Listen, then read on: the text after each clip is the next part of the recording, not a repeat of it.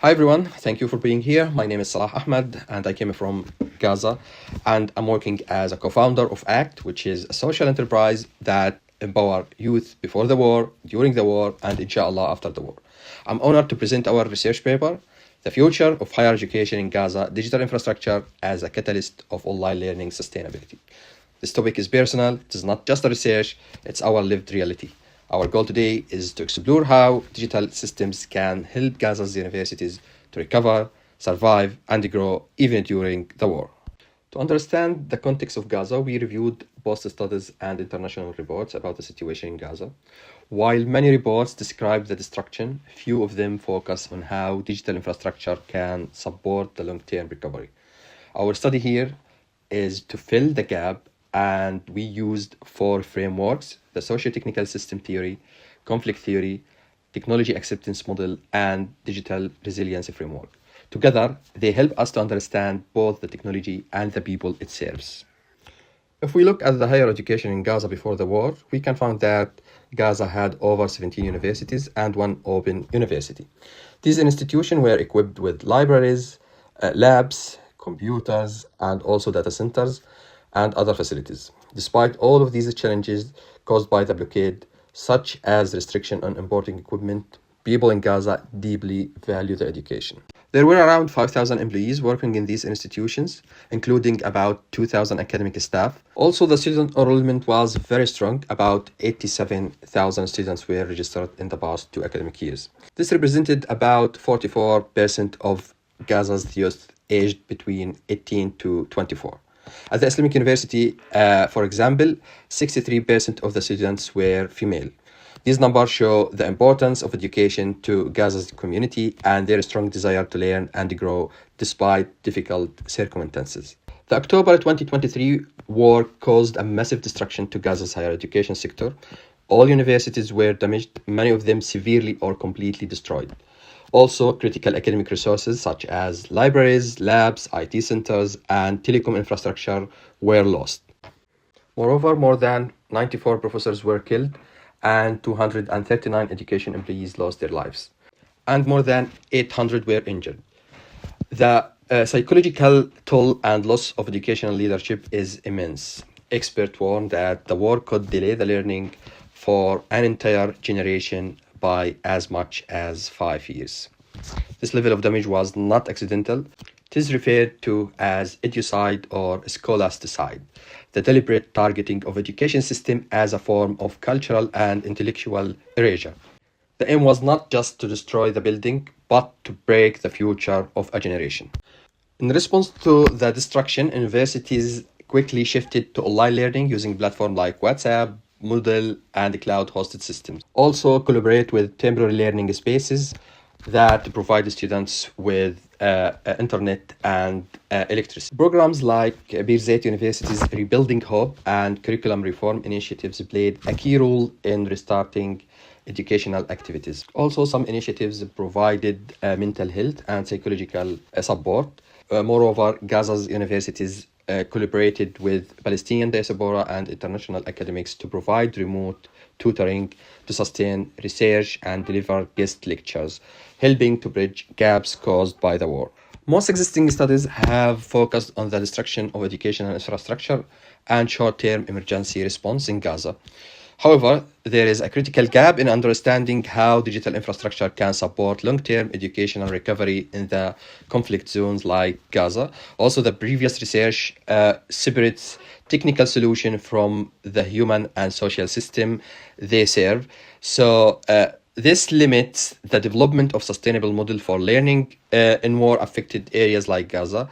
There is also a very little focus on low-tech scalable solutions that are suitable for places like Gaza where electricity and internet access are unstable. So our study addresses this gap by proposing an integrated approach, combining technology with local community needs and realities. By using multiple frameworks together, such as Sociotechnical System Theory, conflict theory, technology acceptance model, and digital resilience framework, we offer a practical and culturally relevant model for rebuilding higher education in Gaza. For example, the STS ensures the technological integration within social contexts and ensures tech solutions fit Gaza's cultural and institutional context. Also, the conflict theory identifies the structural barriers and highlights the power imbalances and structural violence, while the total acceptance model explains the tech adaptation behaviors and its impact to enhances the digital usability and acceptance in a crisis, while the digital resilience builds a proactive crisis resilient ecosystem and its impact to encourage robust sustainable tech solutions. So each of these frameworks offers a different but complementary lens to understand and solve Gaza's education crisis. For the methodology, we used a qualitative approach to explore lived experience and a contextual factor in Gaza's higher education sector. This involved conducting 18 semi-structured interviews with faculty, IT staff, students, and NGO workers, also using purposive sampling to capture diverse perspectives, triangulating the finding with institutional reports, workshops, transcripts, and relevant secondary data sources to ensure credibility and depth. The war in Gaza caused a severe damage to the digital backbone of the higher education. All the 17 universities were either partially or completely destroyed. One participant told us that all our servers went down within the first week, while the other one said they did not just bomb buildings, they bombed our future. This actually aligned with the concept of edukicide, the deliberate targeting of education to erase the intellectual and cultural resilience. Some exceptional efforts were made to recover the data, such as transferring files from damaged servers to external driver and the cloud storage.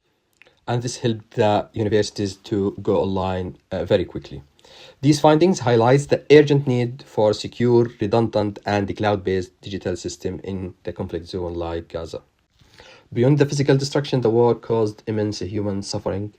At least 100 professors were killed, and the emotional and psychological toll was severe. Students reported feeling numb and disconnected.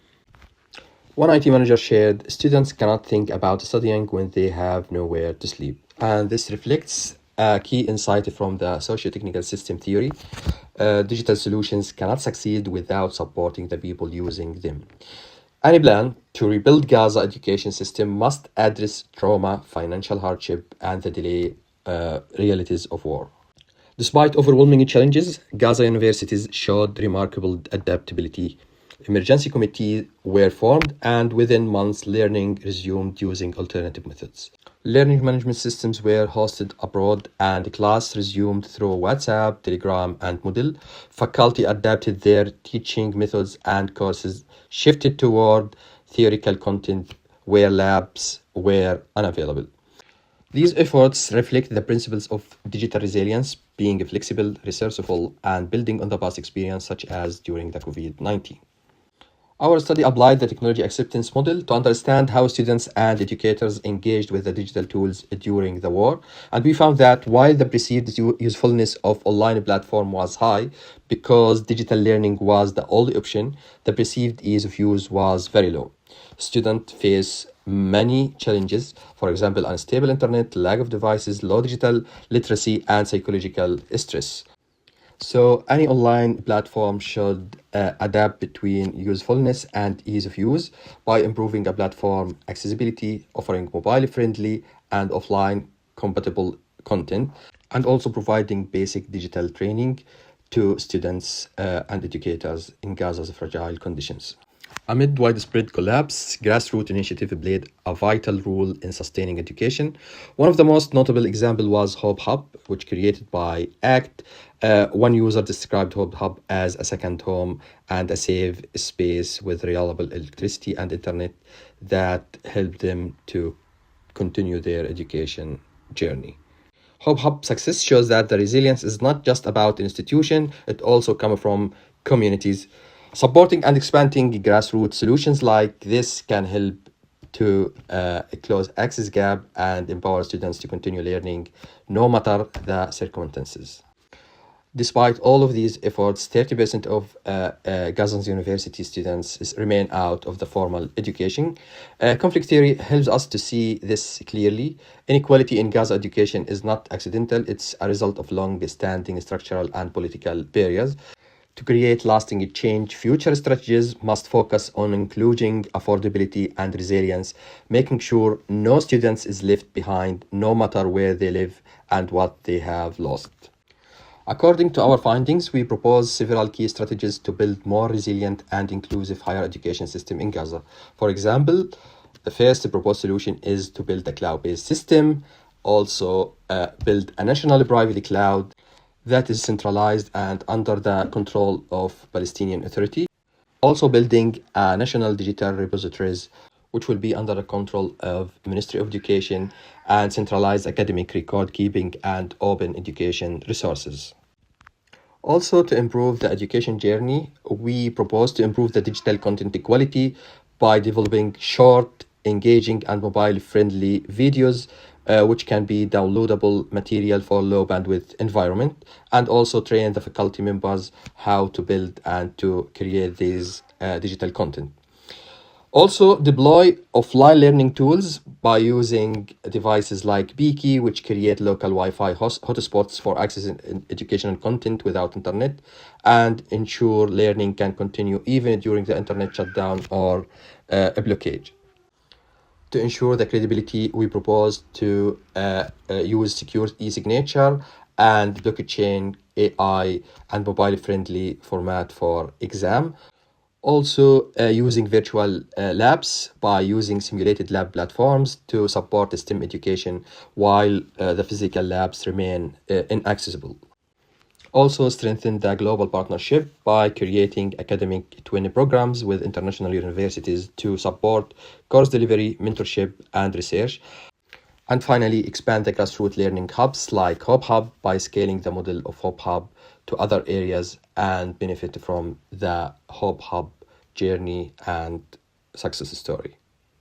By applying all of these proposed strategies and solutions, we can sustain the online education in Gaza in these fragile conditions. Thank you.